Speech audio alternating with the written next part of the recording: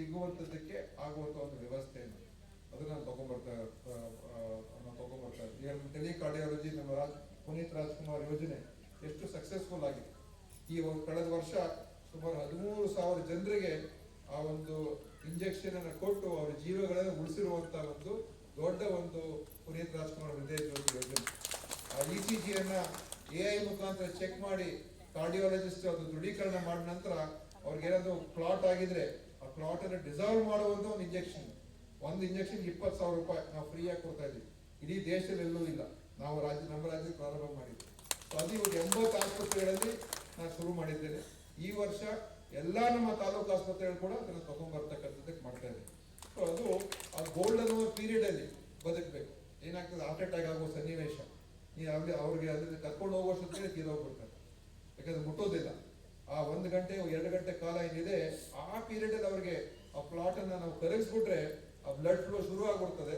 ಅವ್ರು ಬದುಕ್ತಾರೆ. ಆಮೇಲೆ ಬೇಕಾದ್ರೆ 2-3 ದಿವಸ ನಂತರ ಕೂಡ ಬೇಕಾದ್ರೆ ಅವರು ಆಸ್ಪತ್ರೆಗೆ ಹೋಗಿ ಮುಂದೆ ಏನ್ ಸರಿಪಡಿಸ್ಕೋಬೇಕು ಮಾಡ್ಕೋಬೇಕು. ಆ ಸಮಯಕ್ಕೆ ಬದುಕಿಸುವಂಥದ್ದು ಬಹಳ ಮುಖ್ಯ.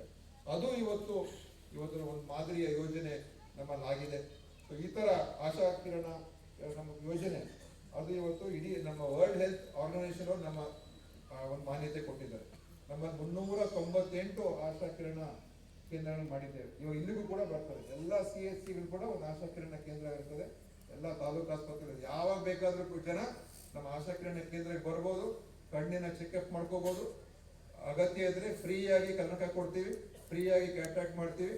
ಅದು ಎಲ್ಲಾ ಕಡೆ ಇವತ್ತು ಪ್ರತಿಯೊಂದು CHC ತಾಲೂಕು ಆಸ್ಪತ್ರೆಯಲ್ಲೂ ಕೂಡ ಅದು ಇರ್ತದೆ.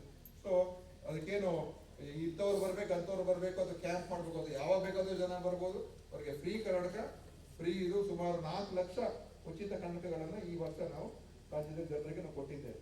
ಮತ್ತೆ ಎಷ್ಟೋ ಕಾಂಟ್ರಾಕ್ಟ್ ಸರ್ಜರಿಗಳು ಮಾಡಿದ್ದೇವೆ. ಸೊ ಈ ಆಶಾ ಕಿರಣ ಕೂಡ ಎಲ್ಲ ನಮ್ಮ CHC ಇಲ್ಲಿಯೂ ಕೂಡ ಬರುತ್ತೆ. ಈ ತರ ನಾವು ಹೊಸ ಪ್ರಯತ್ನಗಳನ್ನ ನಮ್ಮ ಇಲಾಖೆಯಲ್ಲಿ ಮಾಡ್ತಾ ಇದ್ದೀವಿ. ಹೊಸ ಪ್ರಯೋಗಗಳು ಮತ್ತು ಇರುವಂತದ್ದನ್ನ ಚೆನ್ನಾಗಿ ಮಾಡ್ಬೇಕು. ಎಲ್ಲ ಬರೀ ಹೊಸದೇ ತರದಲ್ಲ. ಇರುವುದೇನಿದೆ ಅದನ್ನ ಯಾವ ರೀತಿ ನಾವು ಚೆನ್ನಾಗಿ ಮಾಡ್ಕೋಬಹುದು, ಹೇಗೆ ಅದನ್ನ ಬಳಸ್ಕೋಬಹುದು, ಹೇಗೆ ಅದಕ್ಕೆ ಇನ್ನು ಎಫಿಷಿಯಂಟ್ ಆಗಿ ಅದನ್ನ ಕೆಲಸ ಮಾಡೋದಕ್ಕೆ ಸಾಧ್ಯ ಆಗ್ತದೆ, ಅದ್ರ ಬಗ್ಗೆ ಕೂಡ ನಮ್ಮ ಗಮನ ಇಟ್ಕೊಂಡು ಎಲ್ಲವನ್ನು ಕೂಡ ಮಾಡುವಂತ ಪ್ರಯತ್ನವನ್ನು ಮಾಡ್ತಾ ಇದ್ದೀವಿ. ಅದಕ್ಕೆ ಈ ಒಂದು CHC ಉದ್ಘಾಟನೆ ಆಗಿದೆ. ಆದ್ರೆ ಮುಂದೆ ಸಂಪೂರ್ಣವಾಗಿ ಇದಕ್ಕೆ ಒಂದು ಚೆನ್ನಾಗಿ ಉಪಯೋಗ ಆಗುವಂತ ವ್ಯವಸ್ಥೆಗಳನ್ನ ಆದಷ್ಟು ಶೀಘ್ರದಲ್ಲಿ ಇದಕ್ಕೆ ತಗೊಂಡು ಬಂದು ಜನ ಇದನ್ನ ಪ್ರಯೋಜನ ಪಡ್ಕೊಳ್ತಕ್ಕಂಥದ್ದು. ಮತ್ತೆ ಕ್ವಾರ್ಟರ್ಸಿನ ಬೇಡಿಕೆ ಇದೆ. ನಮ್ಮ ಇಂಜಿನಿಯರ್ ಹೇಳ್ತಾ ಇದ್ದೀನಿ, ನೀವು ಈ ವರ್ಷದ ಒಂದು ಕಳಿಸ್ಕೊಟ್ಟಿರಿ. ಅಟ್ಲೀಸ್ಟ್ ಒಂದೆರಡು ಕ್ವಾರ್ಟರ್ಸ್ ಆದ್ರೂ ಕಟ್ಸೋದಕ್ಕೆ ಈ ವರ್ಷದ ಬಜೆಟ್ ಅಲ್ಲಿ ಸೇರಿಸ್ಕೊಳ್ಳೋಣ. ಸೊ ಇದಕ್ಕೆ ಯಾಕಂದ್ರೆ ನೋಡಿದೆ ಬಿಲ್ಡಿಂಗ್ ಎಲ್ಲ ಹಾಳಾಗ್ಬಿಟ್ಟಿದೆ. ಅಟ್ಲೀಸ್ಟ್ ಒಂದು 2 ಆದ್ರೂ ಇದ್ರೆ ಇಲ್ಲಿ ಬರ್ತಕ್ಕಂಥ ಉಳ್ಕೊಳ್ಳೋಕೆ ಒಂದು ಫೆಸಿಲಿಟಿ ಇರ್ತದೆ. ಆಮೇಲೆ ಬೇಕಾದ್ರೆ ಮಿಕ್ಕಿದ್ದು ಮಾಡ್ಕೊಡೋಣ.